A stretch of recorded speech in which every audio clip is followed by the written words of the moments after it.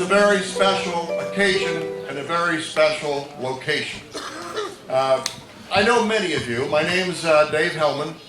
I write letters to the editor and things like that. I also married into this family, and I live about 200 yards down the road with my charming wife, Kathy. And I was asked to have the honor of welcoming Senator Warren here today. This is a special place. The Garrettson Farm was founded in 1837. Now that's 9 years before Iowa was a state. Joel C. and Elizabeth Garrettson built a log cabin down along Bogues Creek, and then a house here, and then later this house. Today this place is in the very able hands of the next generations, of Joel and Stephanie, of Kurt and Kate, of Justin and Rachel, and of my wife Kathy.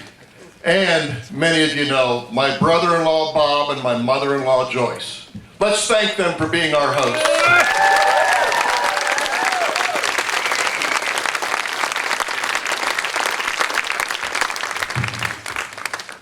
We as Iowans have an incredible duty. The entire nation, all 50 states, 350 million people, ask us and the citizens of New Hampshire to make an incredibly important decision. Take this to heart. We are asked by the nation to meet all the candidates who seek the presidency, Republican and Democrat, to help lead this country, and we are the first ones to make that call. That is an honor. I think that you agree with it. Thank you. We also have the honor of meeting all of the candidates. Now these folks are the nation's great leaders. And they very easily, on Memorial Day weekend, could be in Texas, California, New York, or Florida, where there are a lot more votes and a lot more money. But they're here with us. They want to hear from us. They want to meet us. They want to talk to us, and that is incredibly special. Senator Elizabeth Warren has elected to spend her Memorial Day weekend with us. Thank you, Senator Warren.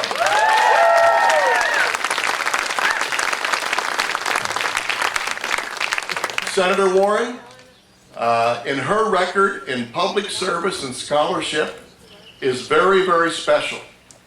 You have to go long and hard to find anybody who has worked as hard as her for the American people.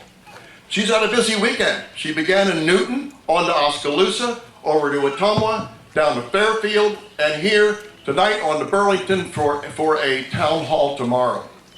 That's quite a busy schedule. But you cannot find anyone, I think, in government who cares more about working families like yours and mine, towns like ours, communities like Hillsborough and Salem and Mount Pleasant and Burlington and Lowell. She understands the issues of the working family, of young parents, of young families.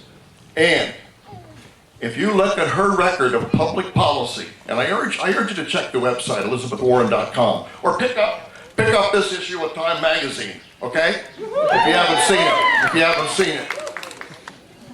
And you'll find someone who is tough as nails when it's necessary to be tough as nails. And you'll find someone who will take on tougher than nails issues that other people try to avoid.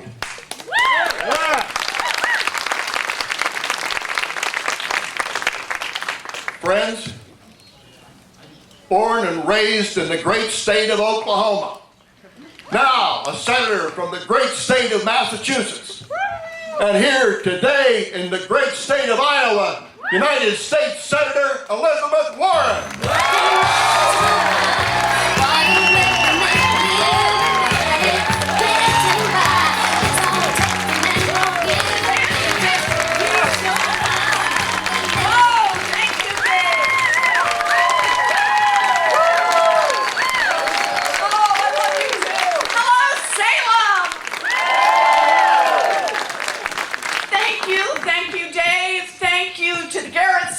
For hosting us today, and thank you all for being here. This is a really scary time for our country, a dangerous time for our country.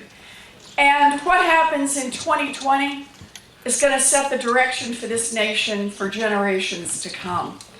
And it's going to happen right here in Iowa. So thank you for all of the time and energy you put into this, for the hard work, and for being a critical part of helping us decide where this country goes next. Thank you all. Thank you for being here. Thank you.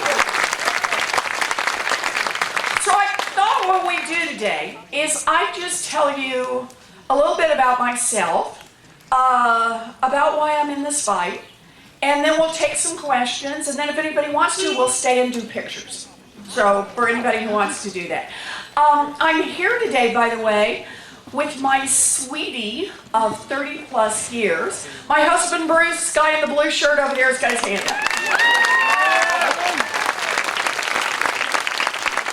Thank you, sweetie. So Dave got it right. He started this by saying that I was born and raised in Oklahoma. We have any Okies? No. One Okie. Okay, I'll take it. There aren't a lot of us, you know. We got to stick together here. I'm the baby. I have 3 much older brothers who are all now retired, but to this day referred to as the boys. And then along came this, what used to be called a late in life baby. My mother always just called me the surprise. So I'm the late in life baby. The 3 boys all went off and joined the military. My oldest brother, Don Reed, was career military.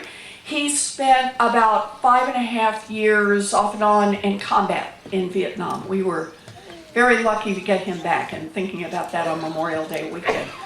My second brother, John, spent over a year stationed overseas, did a 4-year tour. My third brother, David, trained as a combat medic. Now, we have a rule to this day in our family, and that is never choke around David. Yeah. He is convinced he could perform an emergency tracheotomy, and it's scary for the rest of us. So it makes for some exciting moments at Thanksgiving. Somebody goes, and we all just back out of the room. But I love my brothers. I'm close to my brothers. I talk to them regularly. They all live in a pretty close circle back in Oklahoma. When we were growing up, our daddy had a lot of different jobs. He sold fencing.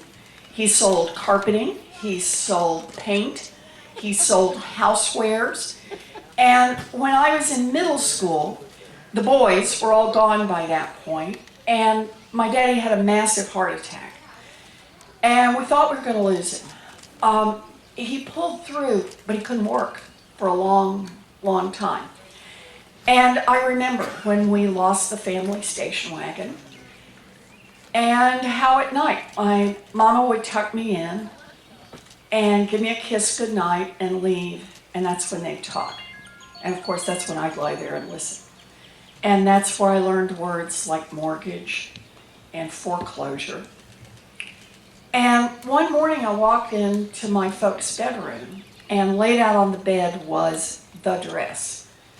Now, some of you in here will know the dress. It's the one that only comes out for weddings, funerals, and graduations. And the dress is laid out, and my mother's in her slip and her stocking feet, and she's pacing and crying. And she's saying, "We will not lose this house. We will not lose this house. We will not lose this house." She was 50 years old. She'd never worked outside the home, and she was terrified. And finally she quits crying. She looks at me. I'm just standing there. And she looks at me, and she looks at that dress. She looks back at me, and she wipes her face, picks up the dress and puts it on, puts on her high heels, and walks to the Sears and gets a full-time minimum wage job answering phones. That minimum wage job saved our house, and it saved our family. And for many, many years, I thought, that is the lesson my mother taught me. No matter how scared you are, no matter how hard it looks, when it comes down to it, you reach down deep, you find what you have to find, you pull it up, and you take care of the people you love. And it was many, many years later that I came to understand it's the story of millions of people in this country who, no matter how hard it looks, no matter how scary it is, they reach down, they find what they have to find, and they take care of the people they love. It was only years after that that I came to understand it's also a story about government. Because when I was a girl, a full-time minimum wage job in America would support a family of 3. It would cover a mortgage payment, utilities, and put food on the table. Today, a full-time minimum wage job in America will not keep a mama and a baby out of poverty. That is wrong, and that is why I am in this fight.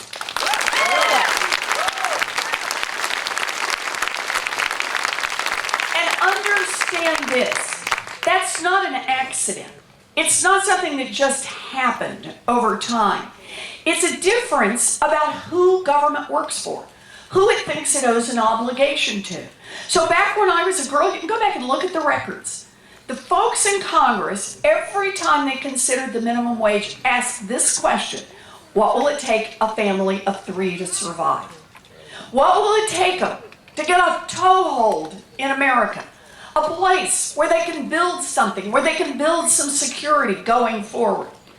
Today, the question that gets asked in Washington is, where do we set the minimum wage to maximize the profits of a bunch of multinational corporations?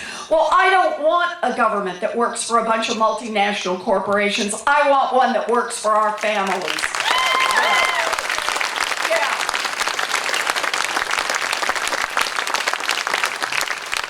So, like I said, the boys all went off and joined the military. Me, I've known what I wanted to do since 2nd grade. I realize some of you may laugh. You may not have known till 3rd grade, 4th grade. Yeah, me, I've known since 2nd grade. I wanted to be a public school teacher. Can we hear it for America's public school teachers? Yes. And I want you to know I committed early. I used to play with my dolls. I'd line them up. I'd teach school. I was tough but fair. Well liked among the dolls. But by the time I graduated from high school, we didn't have the money for a college application, much less to send me off to 4 years at university, and you don't get to be a teacher if you can't do 4 years at college. So, I'm like a lot of Americans. I do not have a straight path story. I have a story that's got a lot of twists and turns in it. So here's how mine goes. I graduated from high school and I got a scholarship to college. Yay! And then at 19, I fell in love, not to that guy. Yay! And then I got married, not to that guy. Yay! And then I dropped out of school. Yay! And I got a full-time job answering phones at minimum wage. A good life, and a life I had chosen, but not the dream. And then I found it. A commuter college 45 minutes away that cost $50 a semester. That was my lifeline. I held on for dear life. I finished my degree and I became a special needs teacher. I have lived my dream.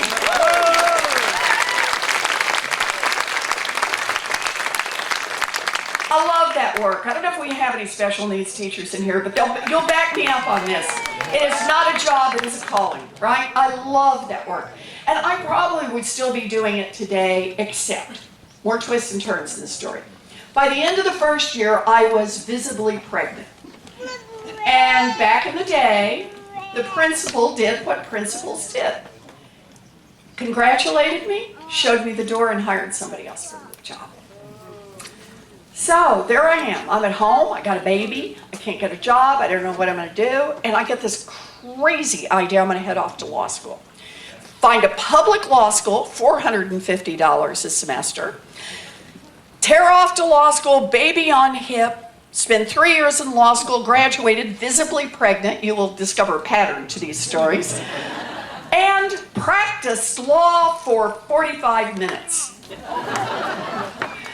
And then went back to my first love, teaching.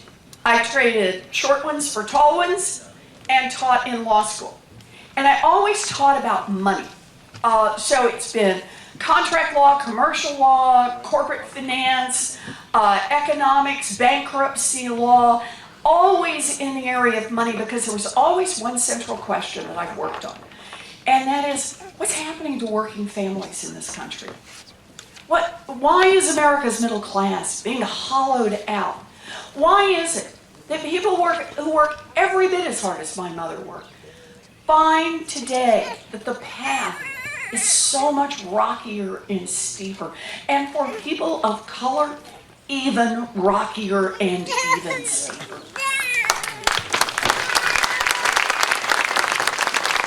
And the answer is like the answer on minimum wage. It's who government works for. It's who's being helped by those decisions in Washington. So think about it this way. We have a government that works great, fabulously, terrifically for giant drug companies, just not for people who are trying to get a prescription filled. We have a government that works great for big financial institutions, just not for people trying to make it paycheck to paycheck without getting ripped off. We have a government that works wonderfully for giant oil companies that want to drill everywhere, just not for the rest of us who are worried about climate change bearing down upon us. We have a government that works great for those who can hire an army of lobbyists, an army of lawyers, make campaign contributions, but isn't working for the rest of America. And when you've got a government that works for those with money, and it's not working well for anybody else, that is corruption, plain and simple, and we ought to call it out for what it is.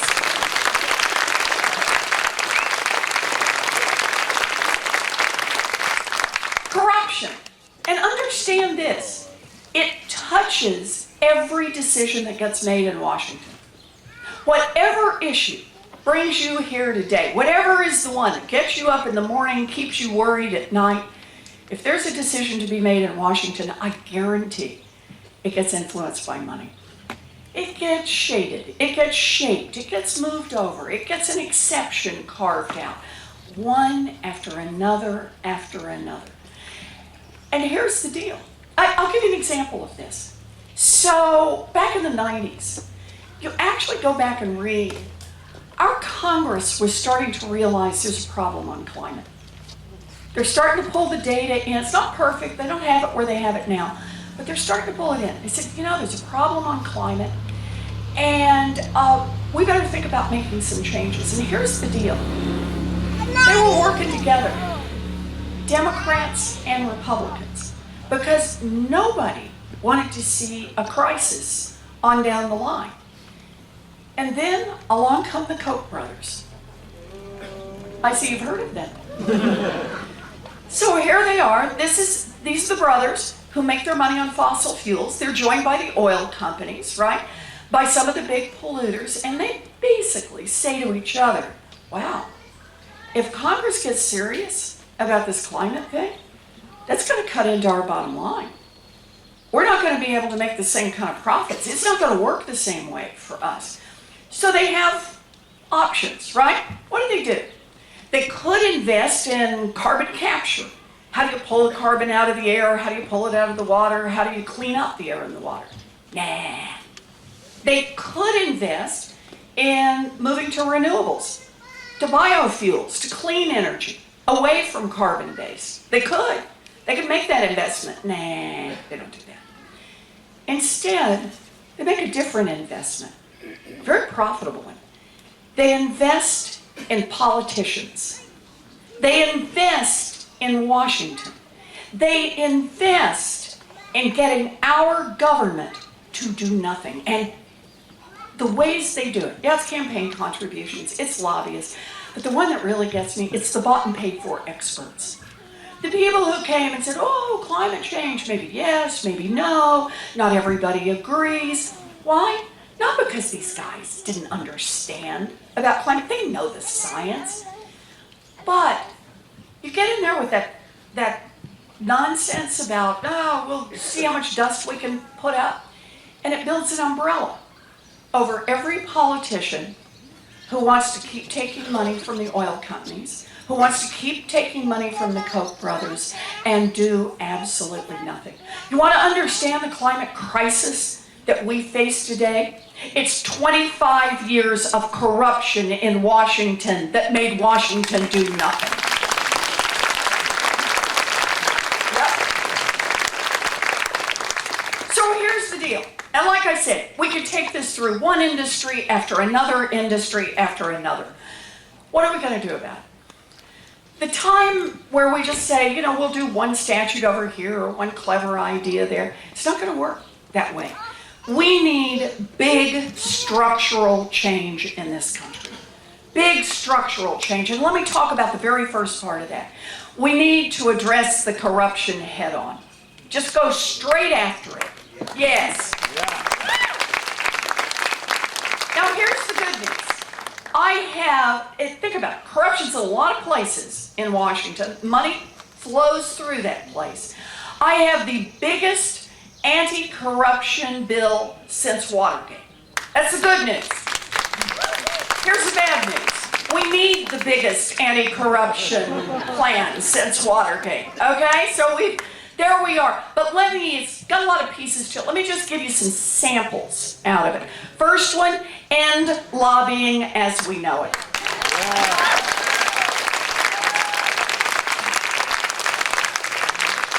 Block the revolving door between Wall Street and Washington. Enough. Oh, here's one you may not have thought about. How about we make the United States Supreme Court follow basic rules of ethics on conflicts of interest? They don't do this. Crazy. Okay, bunches of pieces, but boy, here's one that'll disrupt some of the corruption in Washington. Make every single person who wants to run for federal office put their tax returns online. Online. Okay, so that's part one. Attack corruption head on. Then we loosen things up to be able to do more. So what's part two? We need to change the structure, a couple of structural pieces in our economy. Let me start with the problem we've got now, and that is concentration in industries. Big ag, tech, right? Finance, pharmaceuticals, you just watch. Where there used to be 30 competitors, there are now 3, right? And the consequence of that is they have become so enormously powerful. They just roll over anybody they want to roll over, any way they want to roll over. So they roll over their employees, they roll over their customers, they roll over the communities where they're located. So what we need structurally is we need employees to have more power. We need to make it easier to join a union, and we need to give unions more power when they're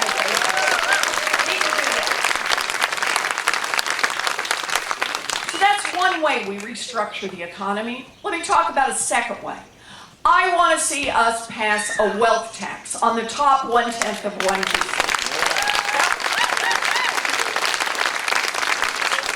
So here's how this would work. Anybody in here own property? Yeah, okay. You've been paying a wealth tax forever, right? It's just called a property tax on your biggest asset, real estate. What I'm saying is for the top 1/10 of 1%, the biggest fortunes in this country, fortunes over $50 million, they need to include not just the real estate, but the diamonds, the stock portfolios, the Rembrandts, and the yachts, right? Just let's do the whole thing. That's for the planes. I like that. So here's the deal. Here's how it works. It says you got $50 million. That part you hang on to, no problem. But for the 50 millionth and first dollar, you got to pitch in 2 cents. And the same for the next dollar and the next dollar and next 2 cents. Okay, that's what we're asking for here. And understand, this is not designed to be punitive. It's not to be unkind. You got a great idea. You worked hard. You built a great fortune or inherited it. Either way, but you built this great fortune. Good for you. Good for you. But I guarantee you built a great fortune in America. You built it in part using workers all of us help pay to educate.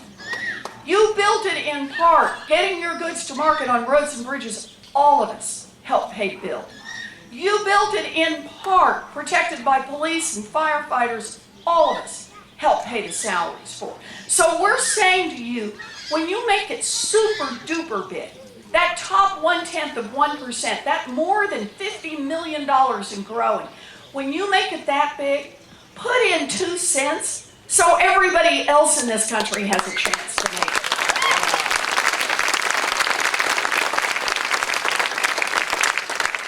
Because here comes the amazing part. It's what we can do with just 2 cents. You ready? Universal child care for every baby age 0 to 5. Yeah. Universal pre-K for every 3-year-old and 4-year-old in this country.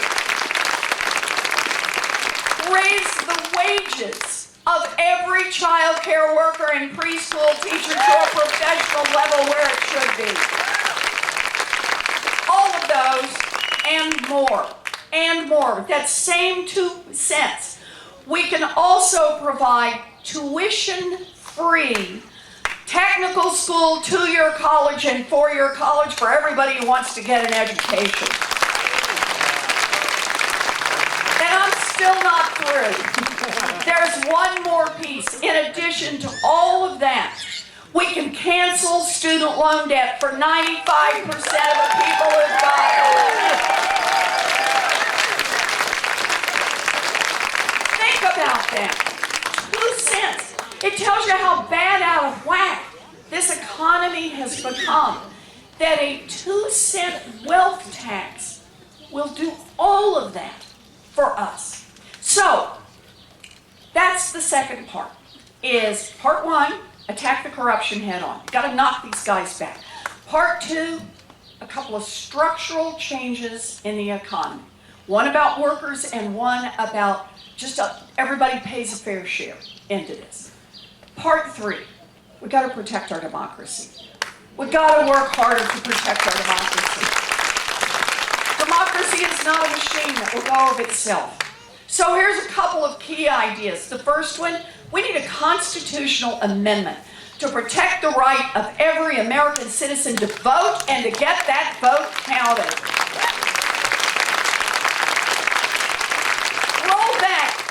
One of these voter suppression rules and gerrymandering, enough of this. And one more. Overturn Citizens United. Democracy is not for sale.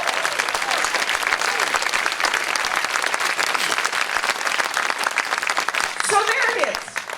Just 3 things that I want to do.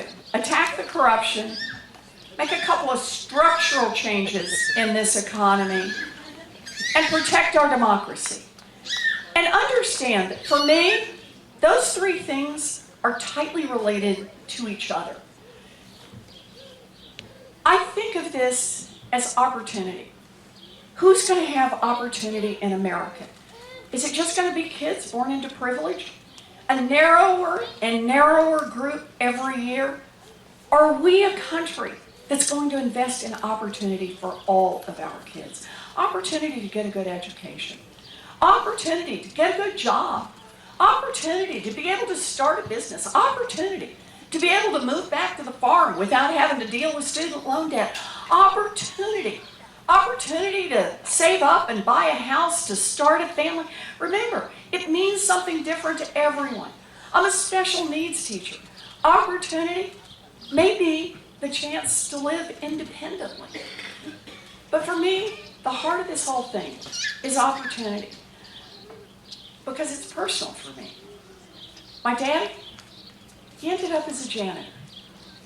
But his baby daughter, I had the opportunity to become a public school teacher, to become a college professor, to become a United States Senator, and to become a candidate for President of the United States. Fight hard, let's win. Thank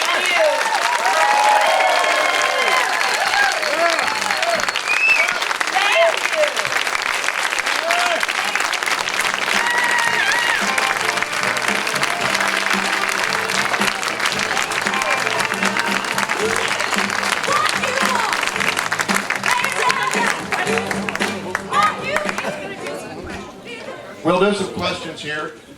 Because I'm wearing glasses and the numbers are small, I invited my daughter to join me. And she and her husband, my son-in-law, flew here this Friday, from Tampa, Florida, just to meet you, Senator. And Sarah is proof positive that the apple does not fall far from the tree. That's good. So thank you. Okay, Sarah. Here's the plan. The plan is, I'm going to read a number. If you have the number, those of you who picked up numbered stubs when you come in, pull that out and look at it. And if I read your number, I'd like you to stand up and shout persist and come over here and stand by Brian. Okay. That's Brian, that Brian, right here. Okay? Here we go. And the first number is 14854113. Persist! We'll do 3 to start. We're doing 3 to start. Okay, Here we we'll go. a couple more. The next number, 14854116. Have we got another one? And one more. 14854337. Do we have one? Where's All right. All right. Come up. Stand by Brian. He'll hand you the microphone. Please introduce yourself and give us your question. All right. Thank you. Sit down. Nice job, Sarah. Okay. Hi. Hi, So tell me your name. my name is Kristen. Hi, Kristen. Hi, so nice to meet you. It's nice to meet you too. Your story has always really resonated with me when you talk about foreclosure. My family did not have the ability to become homeowners, and so when I was very young, we were evicted from our house that we had rented. I'm wondering if you could talk a little bit about how we can make homeownership more attainable, and then B, how can we maybe mitigate the risks of eviction? All right. That's a fantastic question. So thank you. So I got a plan for that. I do, and I'm so glad to have a chance to talk about this because we have a housing problem in America. And it is a problem in urban America and rural America. It's a problem in big city America and small town America. We don't have enough housing stock for middle class families, for working families, for the working poor, and for the poor. And what's basically happened is over the last generation, there's been a shift so that anyone who's building, developers who are building, they've gone to the high end. You want to buy a McMansion? Plenty of stock out there, right? But you're a working family, it's just not there. It's not there. And the government that once invested in all of that middle class and working poor housing has pretty much pulled out of a lot of that. So I have a proposal, fully paid for, to invest in about 3.2 million new housing units all across America. Urban, rural, here in Iowa, and all the states in the country. There's been an independent analysis by Moody's. They say that'll bring down the price of rents by about 10% and make it easier for families, young families, to be able to get into homes. So that's the heart of it. I want to tell you about a second part, though, in this. And that is about what's happened in America on housing for a long time now. You know, housing is the number one way that families pass on wealth from one generation to another. It's the number one way. If you can live in that house, if you can hang on to that house until grandma and grandpa pass, then there's something for the next generation and something for the generation after that. So it should be no surprise to learn that starting decades and decades ago, America started subsidizing housing so that people could purchase homes. They did that for white people, but they didn't do it for black people. They had something called redlining.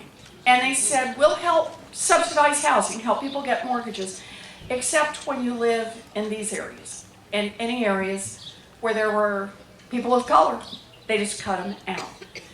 And the consequence, think about this, has been felt generation after generation after generation. Housing discrimination was still legal in America in 1960. Think about that, in the early 1960s.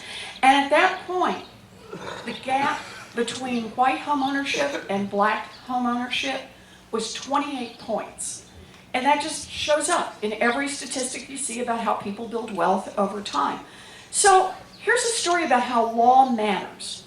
Civil rights laws were passed in the mid-1960s, and two things happen. Housing discrimination is made illegal, and you actually see black homeownership start to go up. Here's the amazing thing. You see white homeownership go up too. Now, black homeownership goes up faster, so they're starting to close the gap. But it's working. In other words, the government is beginning to level the playing field just a little. And then, along came the big financial institutions. And they had an idea that you could go to people who already owned homes and sell them really terrible mortgages and suck a lot of value out of those homes, out of those families, out of those communities. And you know where they tested it out first? Black communities, Latino communities. That was where the crisis that became the giant mortgage crisis started in black and brown communities where they went to people who already had homes and sold them or refinanced with lower your interest rates and so on. And then when the crash hit, they took it then nationally, so it was everywhere. When the crash hit in 2008, they just doubled down by using much harsher foreclosure tactics in those neighborhoods. So where do we stand today in America? Remember that black-white homeownership gap that I was talking about? That was 28 percentage points back in 1960 when housing discrimination was still legal. Today, it's 30 points. So here's what I believe. I believe we got to do two things. And that is, one, we need to make a big national investment in housing. It'll produce 1.5 million jobs. They're good jobs right here in America. We can make these unionized jobs, a lot of them. We can produce housing so young people will have a chance to both lower rents and to get into homes that they can buy.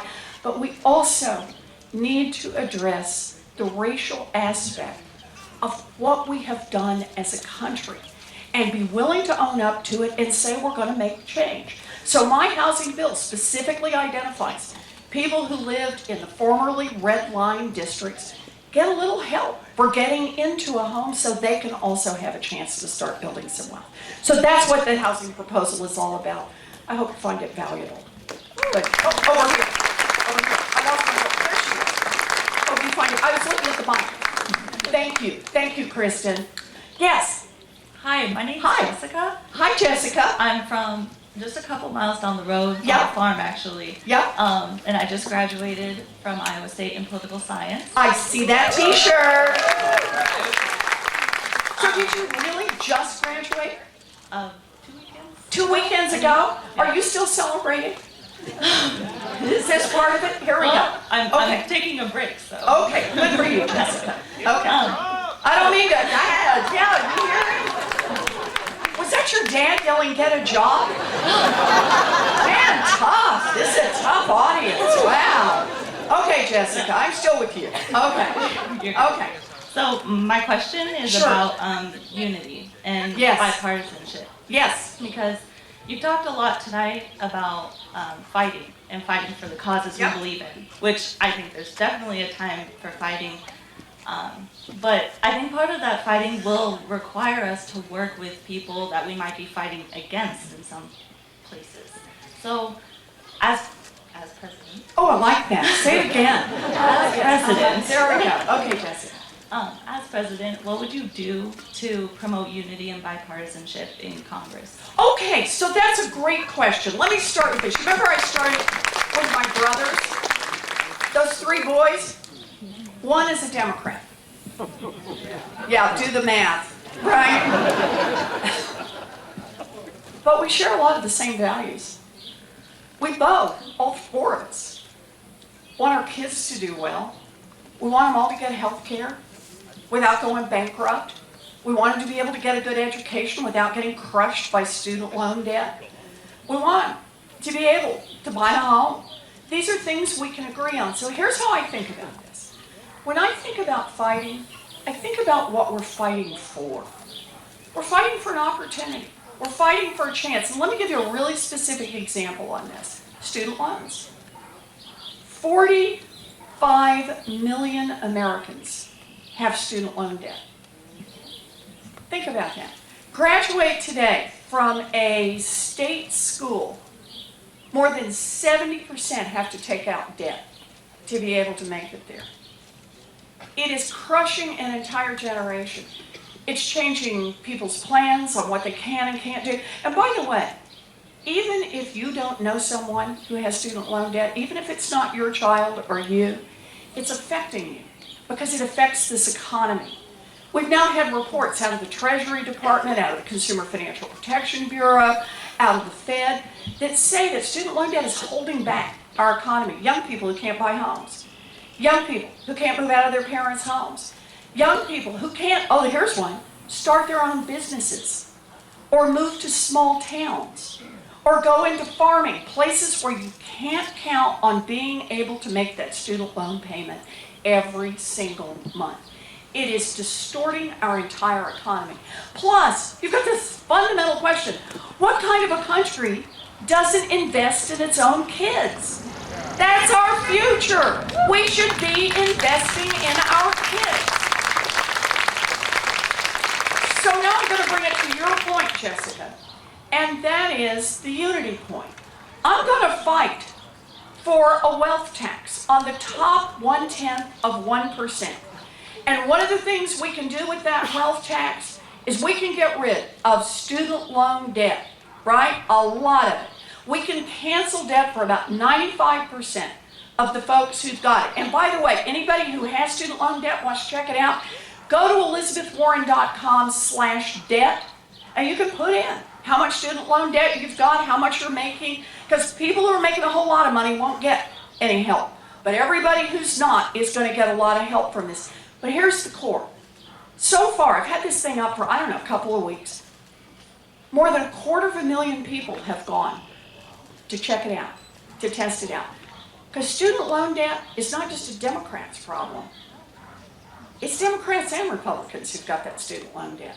It's Democrats and Republicans and independents who've got that student loan debt. So here's how I see it when you ask me the question of unity. I want to see us fight for a chance for everybody who's struggling with student loan debt to be able to get rid of it. That's what I want to see us fight for, and what I'm hopeful about is that it's specific enough, it matters to enough people that we can pull people in on this. And by the way, I don't do polls for myself. How many polls did I do before I ran for president? 0. How many have I run since I have been in the race for president? 0. I know what I'm out here fighting for. But I've watched the national polls on that wealth tax and paying off, canceling the student loan debt. And it's popular with more than 2 out of every 3 Americans. That's Americans. That's not just Democrats. That's all of us. So I think we focus on the issues that reflect our values. We get out there and fight for them. And then here's the best part. We deliver come January 2021. I think that's how we pull this country back together. Thank you. Thank you. Great question, Jeff. Thank you. You got one more? Before we have our question from our friend Ed, we'll ask one more person to yell persist and join Ed at the microphone. So take out your tickets if you have them, and Sarah is going to hand me the number while I put on my readers. And the number is 1485426. Do we have a winner? 1485426. Yes! All right. Thank you. Hi, Ed. Hi there, I'm Ed. I'm the old white guy here. So. Okay, I'm ready for you, Ed. All right, okay. As president, will you move the declaration of war back to Congress? Yes. Or you might ask that another way. Will I abide by the Constitution of the United States of America? Yes. This idea that America is engaging in wars all around this country with no authorization for the use of military force, and just this past week, I sit on Senate Armed Services Committee, just this past week, the Democrats on the committee tried to get a resolution through as we're working on the National Defense Authorization Act to say the President of the United States cannot attack Iran without coming back to Congress for a declaration of war, and the Republicans blocked us on this. This is a fight worth having. Thank you, Ed. Hi.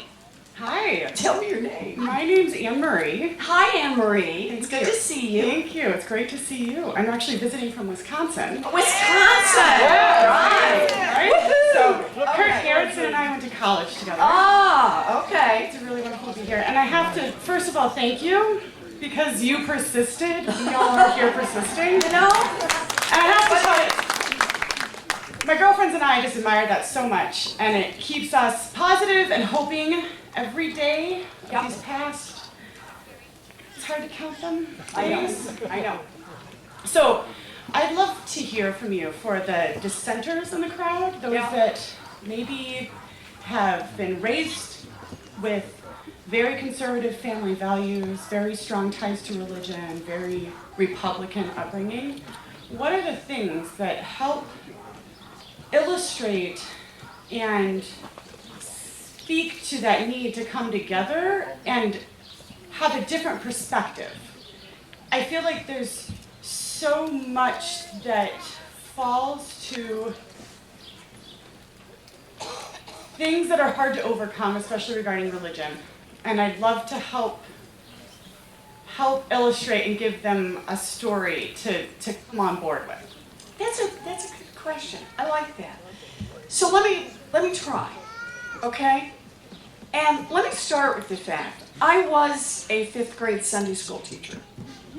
I did this when my children were little, and I have a favorite passage in the Bible, and it's Matthew 25. And many of you may know the story. This is the story of the shepherd, the Lord, separating the goats from the sheep. The sheep are going to heaven. The goats are not. Right? You know how the stories are, right? And so the sheep want to understand. And they ask the shepherd, why us? They ask the Lord, why did you pick us to go to heaven?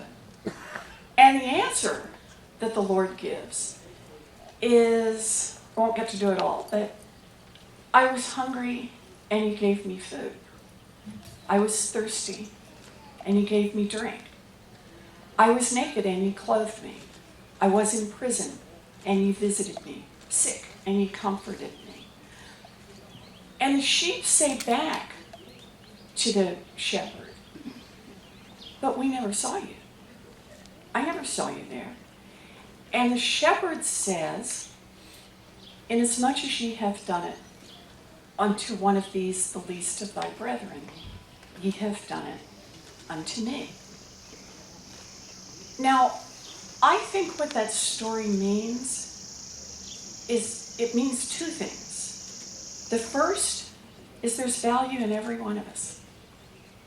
Special needs teachers understand that, right? Everyone here understands it. Everyone who's taken care of a baby or taken care of a sick, beloved friend or an elderly family member understands there's value in every human being. That's the starting point. And the second is, the Lord doesn't say, it's okay just to have a good heart and tell yourself you've done your due. The Lord calls on you for action, to feed the hungry, to give water to the thirsty, to visit those in prison, to comfort those who are sick. And so I see this as, you don't have to be in the same Methodist tradition that I was in. You don't have to tell the same story about it, but I will say, there are Old Testament versions of it. There are versions from the Quran. There are versions, I think, from every religion and philosophy, but that basically say we are called on as a people, as a moral people, to recognize the value in human beings and to act on that recognition. Our government is nothing more than all of us acting together. Every budget we put out, yeah, it's numbers, but it's a statement of our values. It's a statement of what we care about jointly as a people. It's a statement of how we believe we build a future going forward. So I start there, and then I try to make it specific. You don't have to agree with me on everything. Just pick a few of these.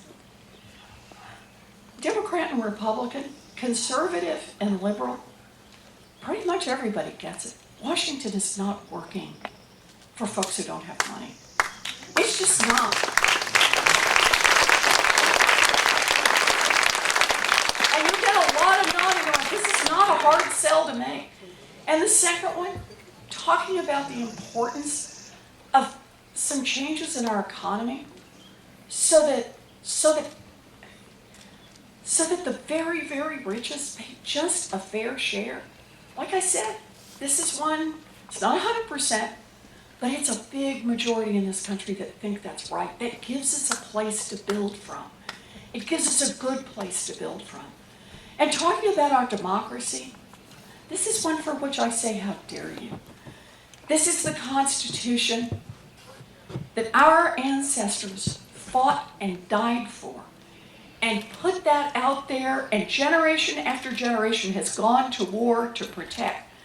Then by golly, all of us can stand up and abide by that Constitution today.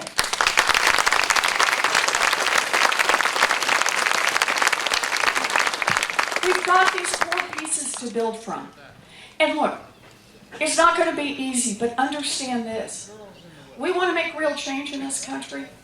We can't do it by just talking to each other. We've got to reach out and talk to others. We've got to reach out and make the effort. And if the effort doesn't work the first time, then we've got to try a second time. And then a third time, and then a fourth time. Because the way we are going to build the future that we can believe in going forward, the way we're going to build that future is right here on this lawn. It's grassroots. It's people who say, I get it. Democracy is under attack. We're going to build it person to person, face to face, neighbor to neighbor, community to community, all across Iowa and all across this country. We've got to do this up and down. This is about not just the White House. It's about the White House and the Senate and the House and the state houses. It's about our local government. It's about the people we elect to represent us and to be out there and to be the embodiment of our values. Yeah, our democracy is under enormous threat right now in 100 different directions.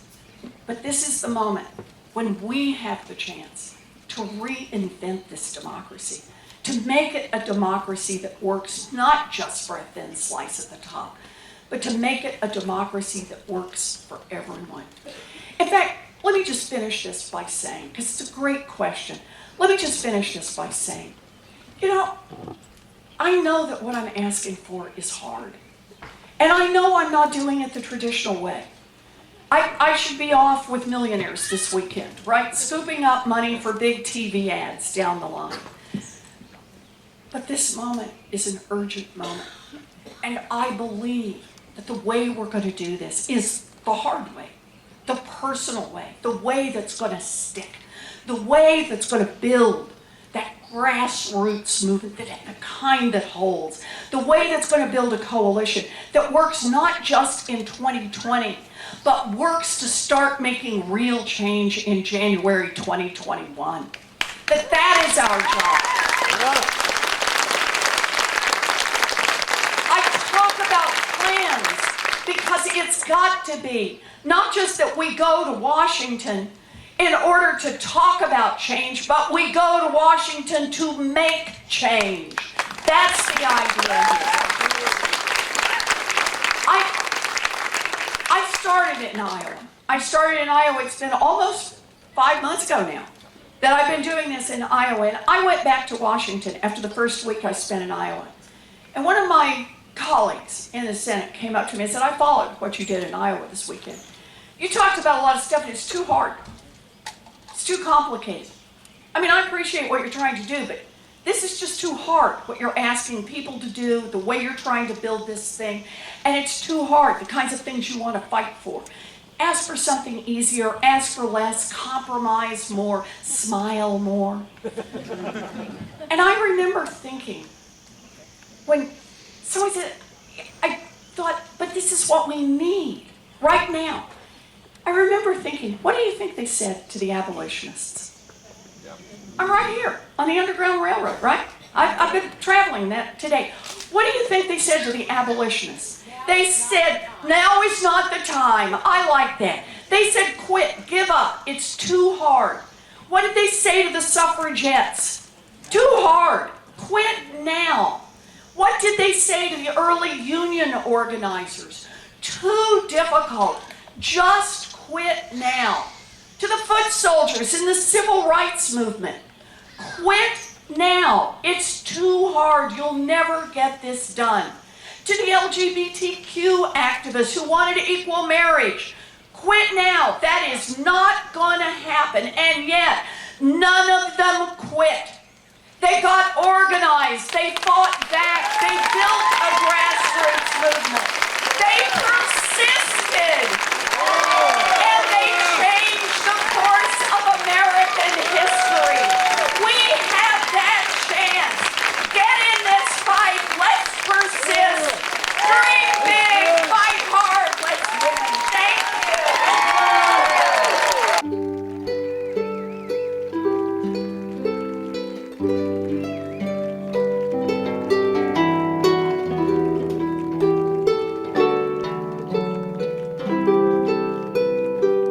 Friends and neighbors, please join me in thanking the patriotism of Senator Warren, her husband Bruce, her husband, for seeking the highest office in this land.